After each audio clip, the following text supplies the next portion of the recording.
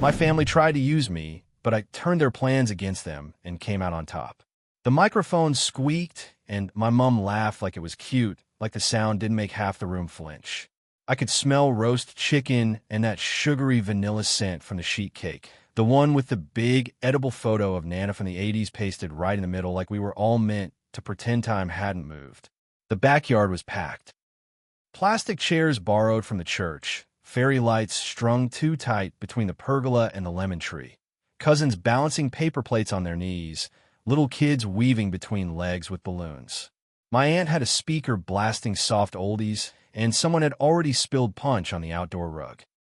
Nana sat in the special seat at the head of the long trestle table, wrapped in her favorite cardigan despite the heat, her silver hair brushed neat, her hands folded like she was bracing for a photo.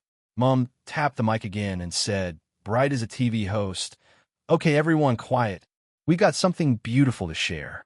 And my stomach dropped before she even turned her head toward me, because I recognized that tone. The one she uses right before she makes a decision for me in front of an audience. She smiled at Nana first, wide, glowing, then swung the mic toward the crowd and said, "We all know Nana's had a tough year, and we've been so worried about her being alone, but we're so lucky because Tessa has made the most selfless decision." Then she turned fully, eyes locking on me like a spotlight, and lifted her free hand toward me like she was presenting a prize. She's moving back home to take care of Nana. Full-time, starting next week. The whole yard erupted in applause that felt automatic, like people clapped because the sentence sounded like something you clap for. I felt the blood rush to my face, so fast my ears rang. My brother's wife actually squealed, "Oh my God, Tessa," like I just announced a pregnancy. Mom stepped toward me with the mic outstretched, still smiling through her teeth, and hissed under the applause, "Say something nice. Don't you dare ruin this." It took everything in me not to look straight at Nana, because I could already feel her eyes on me, confused, hopeful, scared, all mixed together. My throat went tight, and my palms went slick around my drink. The old version of me, the one trained to smooth things over, tried to step forward and perform gratitude for a life I hadn't chosen. But my feet stayed planted, like my body had finally learned the word enough. Mom pushed the mic closer, her smile starting to shake at the corners. "Tell her," she whispered. "Tell Nana. Tell everyone." I could hear my cousin behind me whisper, "Wow, she's actually doing it," and another cousin reply, "Of course she is. She always does." The air felt too thick, too hot, like the whole backyard had turned into a sealed room. I swallowed once, tasted punch and panic, and said loud enough for the front rows to hear, "Mom, I'm not moving back home." It was a Tuesday night when I found out they'd been planning this like it was a surprise party for my own life. I was sitting on my apartment floor with my laptop open, still in work clothes, eating noodles out of the container because I'd been too tired to cook. My phone buzzed with a message from my cousin Zoe. She's the only one in my family who has ever sent me the truth without wrapping it in a guilt bow. All she wrote was, "I'm sorry. I think you should see this." Then she attached a screenshot from a family group chat I wasn't in. The header said, "Nana Plan Red Heart," like it was a cute project. And right there in black and white were messages from my mom, my older brother Mark, and Mark's wife, and my uncle talking about me like I was a spare room. Tessa can do it. She's the only one without kids. She's in the city. She's got money. She can work remote. If we announce it at Nana's birthday, she can't say no. She'll feel too guilty in front of everyone. My mom even wrote, "I'll make it sound like it was her idea. Nana will be so happy." I stared at it until my noodles went cold. My chest felt hollow, like someone had scooped something out of me with a spoon and left the scrape marks behind. Not because they wanted help for Nana. That part was real and needed. But because they decided the help would be me, and they decided my consent didn't matter as long as the presentation was pretty. For context, Nana had a fall a couple months ago. Nothing dramatic like a broken hip, but enough to scare everyone. She bruised her ribs and hit her head and spent 2 nights in hospital for observation. After that, the family did what we always do.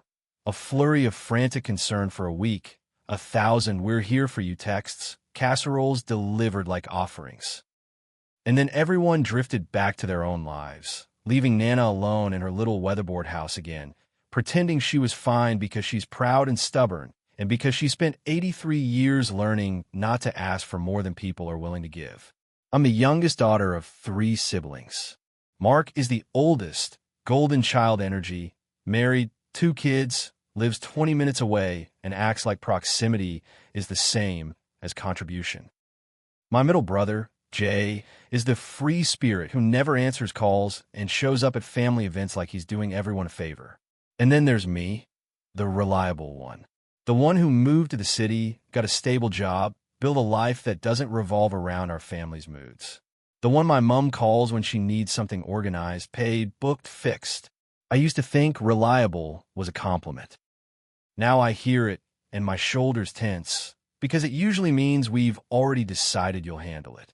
When Nana fell, I took time off work and drove down, sat with her in hospital, helped her shower when she was home, filled her fridge, labeled her medication, chased her GP appointment, and set up a little pill organizer because she kept insisting, I know what I'm doing, love, while almost taking the wrong dose. I did that because I love her. Because she raised me half my childhood when Mom was busy being overwhelmed. Because Nana always saw me. She remembered my favorite biscuits, remembered my uni deadlines, remembered to ask about my job without turning it into a request. And while I was doing that, my family kept saying things like, you're so good at this in that way that sounds like praise but is actually a hook. Then Zoe's screenshot landed, and suddenly the puzzle clicked into place. This wasn't just, we need a plan. This was, we've chosen Tessa as the plan. My first instinct was to call Mom and scream. Not in a cool, controlled way. Like ugly, shaking rage. The kind that makes your voice crack and your hands ache. But I didn't because I know my mom. If I came in hot, she'd cry. She'd say I was misunderstanding. She'd tell me I was making it about myself. And by the end, I'd be apologizing for having feelings. She's not evil, exactly. She's just deeply addicted to the version of family where the women sacrifice quietly and call it love. So instead, I did something I've been learning to do in my 30s. I planned. I rang Nana first the next morning before work while I was still calm enough to sound normal. I didn't tell her about the group chat. I didn't want her to feel like a pawn. I asked her, gently, how are you feeling about being alone at night? There was a pause. Then she said, very softly, I'm sleeping with the hallway light on. My throat tightened so hard I had to look away from my computer screen. Then she laughed, small and embarrassed. Don't tell your mother. She'll fuss. That sentence, don't tell your mother, told me everything. Nana didn't feel safe being honest with the people who claimed to care. I said, okay, what would actually help? If you could pick, what would you want? And Nana surprised me. She didn't say move in. She didn't say I want you. She said, I want to stay in my home. I don't want to feel like I'm waiting to fall again. So I called a home care agency on my lunch break. I asked about visiting nurses, meal support, phone monitoring, overnight options. I asked about costs. I asked about availability. I asked about what happens when a family is involved but not really involved, because I've seen enough to know that's most families. Then I created a spreadsheet. Not because spreadsheets solve emotions, but because they reveal reality. I broke down what Nana actually needed. Morning check-ins, a couple of evenings a week, help with groceries, someone to take her to appointments, and, most importantly, someone to handle the mental load of coordinating everything without making Nana feel like a burden. I built a roster that didn't revolve around me. 2 evenings for Mark, because he's close. 1 evening for Jay, because free spirit doesn't exempt you from responsibility. Agency support for the gaps. And me doing admin, booking, checking in, coordinating, things I can actually do from the city without sacrificing my job or my life. Then I did the part that made my hands sweat more than any work presentation ever has. I told my family the plan before the party. I called Mom and said, we need proper support for Nana. I've organized a care agency and a roster. I'm not moving in. Silence. Then her voice went cold. What do you mean you're not moving in? I said, keeping my tone even. I'm not quitting my job or relocating. Nana doesn't want that either. Mom snapped. Nana doesn't know what she wants. She's scared. I spoke to her, I said. Mom immediately shifted tactics. So you're just leaving her? After everything she's done? No, I said, sharper. I'm building a sustainable plan. You're trying to dump it on me.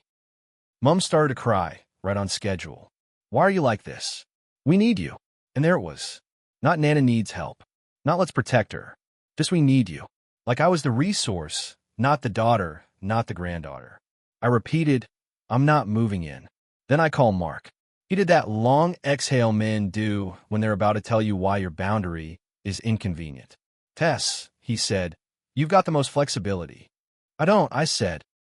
You just assume I do because you don't want to rearrange your life. He scoffed. We have kids. And Nana raised kids too, I said. She didn't get to opt out. He went quiet, then said, Are you seriously going to make this difficult? That phrase, make this difficult, almost made me laugh. Like the difficulty wasn't Nana's fear or the care required. The difficulty was me not being compliant. Jay didn't answer my call at all. Obviously. He texted later, can't commit to a roster. Too much pressure, which honestly was on brand. By Friday, I knew exactly what was going to happen at Nana's birthday.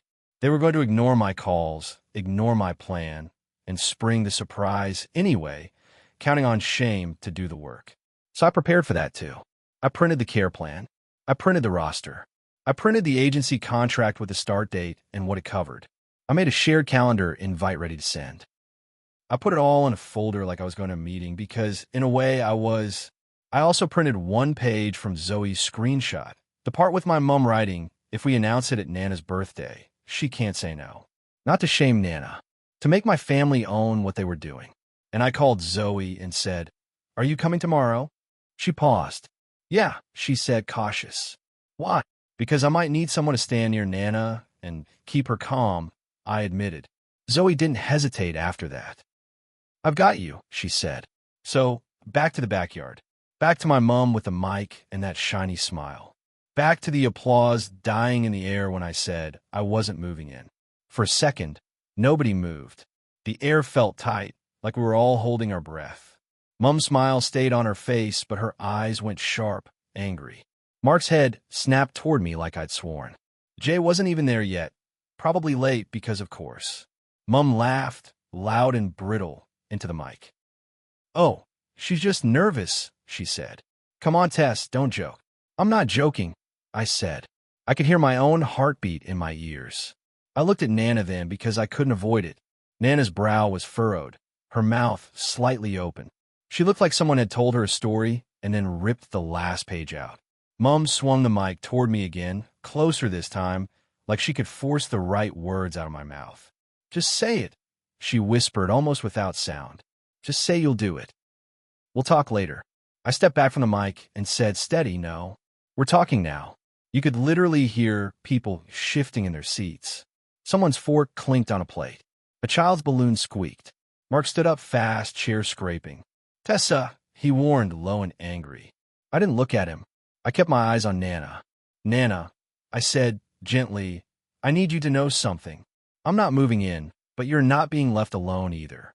Okay, I've organized proper support for you. Real support. Not just everyone saying we'll pop by and then disappearing. Nana blinked at me, eyes wet. What? She whispered. Mom snapped. Tessa, stop upsetting her. What upsets her, I said, still calm, is being used as an excuse to control me. That landed like a slap. Mom's face went red. How dare you? I reached into my bag and pulled out the folder. The sight of paperwork at a family event always makes people uneasy, like you've brought reality into a room that runs on vibes. I opened it, took out the care plan, and held it up. Not for the crowd, for Nana. This is what we're doing, I said. A nurse will come in the mornings. Someone will check in evenings. Meals will be delivered twice a week. There's a fall alert system. And there's a roster for family visits, so you're not relying on one person. Nana stared at the paper like it was a lifeline. You did that? She asked, voice shaking. Yes, I said, because you deserve to feel safe. Behind me, I heard Mom's voice shift into something panicked. But who's paying for all that? And there was again. Not is Nana okay? Not this sounds helpful. Just who pays? I turned, finally, and looked at my mom. We are, I said. All of us. Mom's mouth opened, then closed. Mark barked, "That's ridiculous." "No," I said. "What's ridiculous is deciding I'll give up my life because you don't want to rearrange yours." At that exact moment, Jay wandered in through the side gate with a six-pack like he'd arrived at a barbecue. Not crisis. He froze mid-step, eyes darting between Mum, me, and the suddenly tense crowd. What's going on?" he asked. Zoe, bless her, whispered loudly from behind Nana's chair. "Tess is refusing to be volunteered like a spare limb." And I heard a few people snort laugh, because sometimes the truth is funny when you're not the one being crushed by it. Mum hissed into the mic, "We are not doing this in front of everyone." "You started it in front of everyone," I said. "You announced my life like it was a gift." Mum's hand shook. She looked around the crowd, realizing she was losing control. She tried to pivot. We're all stressed," she said, voice wobbling. "We just want Nana safe." "Then contribute," I said simply. Mark crossed his arms. "I can't commit to nights. I work." "So do I," I said, and my voice finally cracked a little from sheer exhaustion. "The difference is, I'm the only one you think should sacrifice." Jay tried to slip away, but I caught his eye. "Jay, you get one evening a week. You can pick which one," I said. "Or you can pay for the slot you don't want to do." Jay blinked, offended. "Why are you ordering me around?" "Because Nana's safety isn't optional," I said. Nana spoke then, quiet but firm, and the entire backyard went still.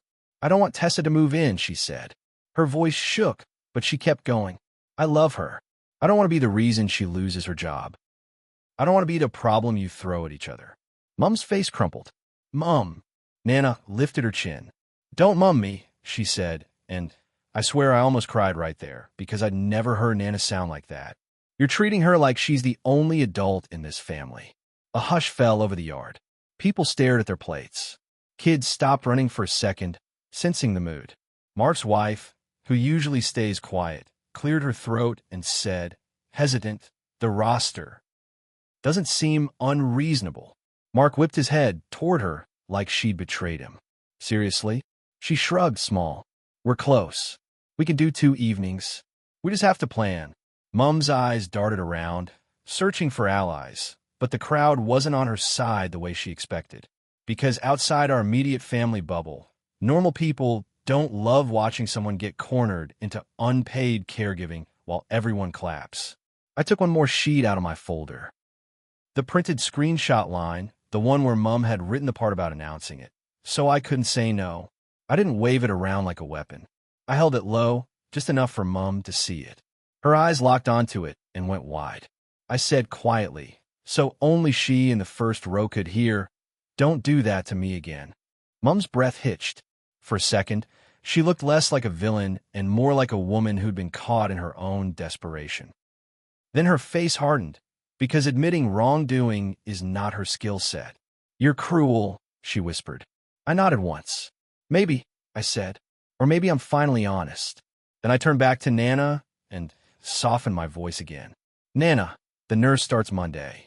Zoe's coming by tomorrow to help set up the fall monitor. And I'll call you every night, okay? Not to check up on you, just to talk." Nana's eyes filled. She reached for my hand with her papery fingers and squeezed. "Thank you, darling," she whispered.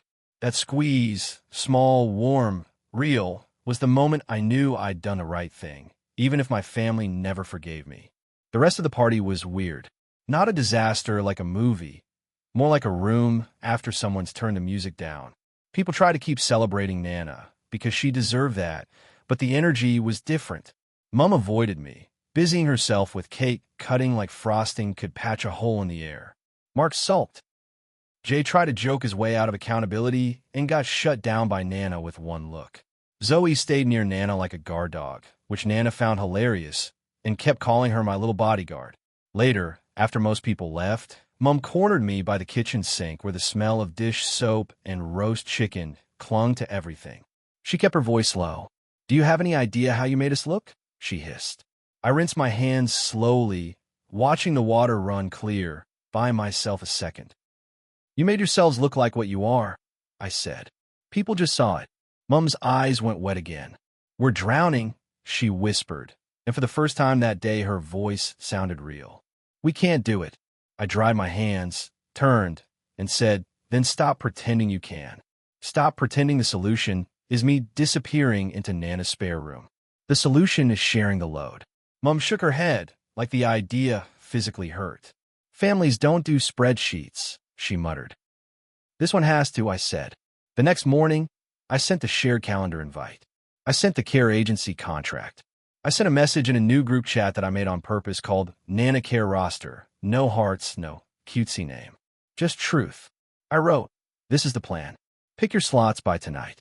If you can't do a slot, you contribute financially to cover it. Nana's comfort comes first." Mark tried to argue in the chat. Jay tried to disappear. Mom tried to guilt. And I did something I've never done before. I didn't debate. I repeated the plan. I offered choices within boundaries.